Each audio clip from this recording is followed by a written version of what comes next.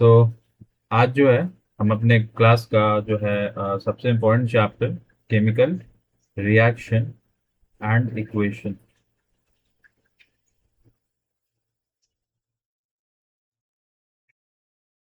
मैं जो हूँ अपने यूट्यूब चैनल पर सारे चैप्टर्स का जो है अच्छे तरीके से जो है ये बना दूंगा वीडियोस, ताकि जो बच्चे भी इंटरेस्टेड होंगे आप इसको अच्छे से पढ़ेंगे तो सारी चीज़ें क्लियर होंगी। ना बस टेंथ की, बल्कि वो सब चीजें जो ग्रेड 7 से लेकर के जो हम लोगों ने पढ़ा है। ठीक है। तो आज का जो सबसे इम्पोर्टेंट पार्ट है वो है हमारा केमिकल रिएक्शन एंड इक्वेशन। तो सबसे पहले समझना है, अगर केमिकल रिएक्शन होता क्या है तो ये बहुत ही इम्पोर्टेंट है। ठीक है, क्योंकि केमिकल रिएक्शन कहते किसको हैं, है ना। ये इक्वेशन बनता कैसे है वो सब तभी क्लियर हो पाएगा जब आपको क्या याद होगा, एलिमेंट्स के वैलेंसीज। एलिमेंट्स के वैलेंसीज बहुत इंपॉर्टेंट है।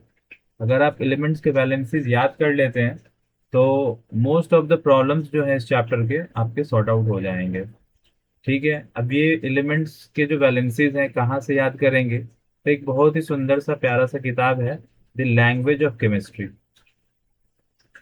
द लैंग्वेज ऑफ केमिस्ट्री बहुत ही अच्छा सा छोटा सा पतला सा एस चांद की किताब आती है ना। ऐसे बहुत सारी पब्लिकेशन की है, लेकिन मैं रिकमेंड करूंगा एस चांद का, क्योंकि इसमें सारी चीजें अच्छे तरीके से दी गई हैं। ठीक है, तो उसी बुक में एक टॉपिक है ना, जिसमें वैलेंसीज करके, ये वैलेंसी जितने भी एलिमेंट्स के हैं आपको क्या करना है, अच्छे तरीके से याद कर लेना है। अगर आप याद कर लेंगे तो आप क्या कर सकते हैं, तो याद करने से आप एलिमेंट्स के द्वारा जो बनने वाला कंपाउंड है उसका नाम लिख सकते हैं। जैसे कि मान लिया कि सोडियम के बारे में अगर बात करते हैं तो सोडियम की वैलेंसी कितनी होती है, 1। क्लोरीन के बारे में बात करते हैं तो इसकी वैलेंसी कितनी होती है, 1। सो दोनों का वैलेंसी क्या करते हैं हम लोग, क्रॉस मल्टीप्लाई कर लेते हैं, तो ये जो कंपाउंड बनेगा क्या बन जाएगा हमारा, NaCH। ठीक है, उसी तरह मान लिया कि हमें बनाना है कैल्शियम कार्बोनेट का, है ना, कैल्शियम कार्बोनेट, तो ये हमारा CO3। ठीक है, इसका वैलेंसी कितना, 2। इसका वैलेंसी कितना, 2। क्रॉस मल्टीप्लाई कर देते हैं तो क्या बन जाएगा हमारा, CaCO3। ठीक है, मान लिया कैल्शियम ऑक्साइड लिखना है तो कैल्शियम में कितना होता है, 2। ऑक्सीजन कितना होता है, 2। क्रॉस मल्टीप्लाई कर देते हैं तो क्या बनता है, CaO। अच्छा, एक चीज जो समझने वाली चीज है कि अगर वैलेंसी कटने वाला हो तो उसको काट देंगे हम लोग। ठीक है, जैसे दो दो है तो कट गया, 1 1 हो गया, CaO हो गया। यहाँ भी दो दो था तो कट गया तो क्या हो गया, CaCO3 हो गया। समझ में आ रहा है ना बात। हाँ ठीक। अब देखिए, एक एग्जांपल लेते हैं हम लोग, सोडियम कार्बोनेट।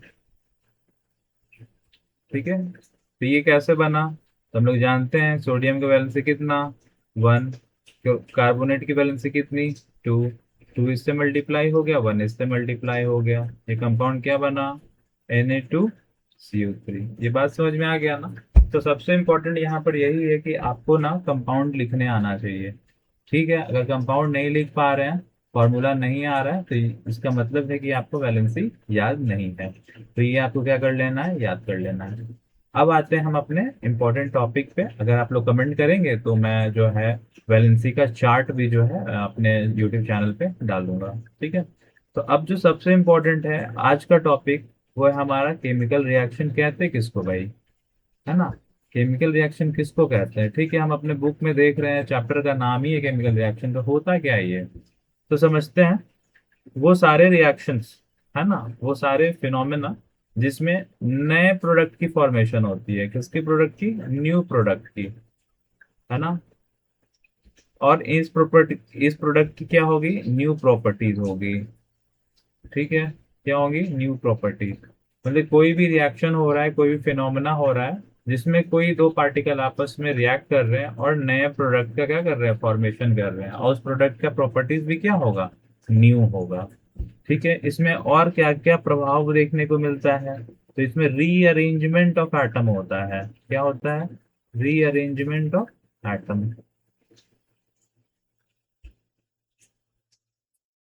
और क्या होता है? तो और इसमें जो है हम लोग देख पाएंगे, इसमें फॉर्मेशन ऑफ बॉन्ड होता है। क्या होता है? Formation of bond. ये फॉर्मेशन ऑफ बॉन्ड तभी होगा जब पहले क्या होगा? Breaking of old bond. Breaking of old bond. अगर ब्रेकिंग ऑफ ओल्ड बॉन्ड हो रहा है तभी वहां पे फॉर्मेशन ऑफ न्यू बॉन्ड होगा। ठीक है, तो ये सारी चीजें जो है हमें डिफाइन करता है केमिकल रिएक्शंस के बारे में। ठीक है, अब हम लोग इसका डेफिनेशन जान लें कि भाई ये होता क्या है। तो लिख लिख लेना है सबको। When new substances are formed, when two or more than two reactants reacts together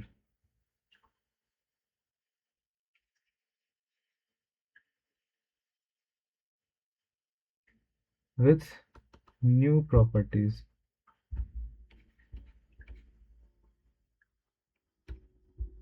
इसे कहते हैं हम लोग क्या? Chemical reaction. ठीक है, ये बात समझ में आ गई होगी कि केमिकल रिएक्शन क्या है।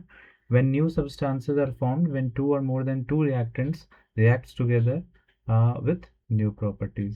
ठीक है, मतलब कि अगर हम लोग एक एग्जांपल लेते हैं H2 + O2। यहाँ क्या है? ये एक रिएक्टेंट है, ये भी एक रिएक्टेंट है, आपस में दो रिएक्ट किया और क्या बनाया? हमारा H2O बनाया, है ना? क्या बनाया? H2O बनाया। अच्छा, इसकी प्रॉपर्टी, इसकी प्रॉपर्टी क्या दोनों का सेम है? नहीं है भाई, ये तो हम ऑक्सीजन लेते हैं, है ना, रेस्पिरेशन के थ्रू। हाइड्रोजन लेते हैं क्या? नहीं लेते हैं। हाँ, दोनों का अवस्था जरूर गैस है, ठीक है, स्टेट गैस है, लेकिन प्रॉपर्टीज अलग है। अच्छा, ये इसकी प्रॉपर्टीज क्या है? तो सबसे पहले सर ये लिक्विड स्टेट में है। दूसरा, इसको हम लोग कंज्यूम करते हैं फॉर ड्रिंकिंग पर्पस, है ना। ये आग को बुझाने का भी काम में आता है। जबकि ऑक्सीजन क्या करता है? गुड सपोर्टर ऑफ फायर है ना। ये हाईली फ्लेमेबल होता है ना। तो इस तरीके से चीज़ें क्या हो गई, जब दो रिएक्टेंट आपस में रिएक्ट किया, एक नया प्रोडक्ट बना जो हमारा वाटर है। ठीक है, अब हम लोग थोड़ा ये समझ लें कि सर अभी आपने डेफिनेशन में लिखा था, ठीक है, क्या लिखा था कि रिएक्टेंट किसे कहते हैं, है ना। क्या लिखे थे? रिएक्टेंट। देखो यहाँ पे क्या लिखे हमने? रिएक्टेंट लिखा है। तो इसको हम लोग अभी डिफाइन कर लेंगे कि भाई रिएक्टेंट क्या होता है। Now what is reactant? Reactant क्या है? द कंपाउंड एलिमेंट आयन, और सीधा स्पीसीज लिख देते हैं, है ना, which take part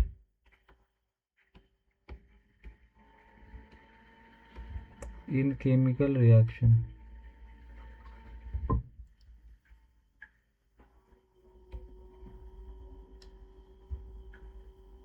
is called reactant. ठीक है, सेम एग्जांपल देख लेते हैं। H2 + O2, ये क्या दे रहा है भाई? हमारा H2O दे रहा है। तो ये दोनों क्या है? हमारा रिएक्टेंट है। ठीक है, इसको हम लोग कहते हैं अभिकारक भी, है ना। हिंदी में अभिकारक कहते हैं, इसको हम प्रोडक्ट कहते हैं, इसको हम लोग प्रतिफल कहते हैं हिंदी में। ठीक है, चलिए अब समझते हैं व्हाट इज प्रोडक्ट। भाई प्रोडक्ट क्या है? तो कंपाउंड, और सीधा लिख देते हैं हम लोग species which are formed during the reaction is called product। Okay, so clear. So this is for today. Okay, in next video we will discuss about the characteristic properties of a chemical reaction. Very important, characteristics of chemical reaction बहुत important है भाई। तो अगले class में हम लोग इसको discuss करेंगे। Okay, for now thank you so much for being here. And अगर किसी को कहीं पे डाउट होगा तो आप कमेंट सेक्शन में कमेंट करें, है ना, हम उसका जो है आंसर आप तक पहुंचाएंगे। Thank you so much.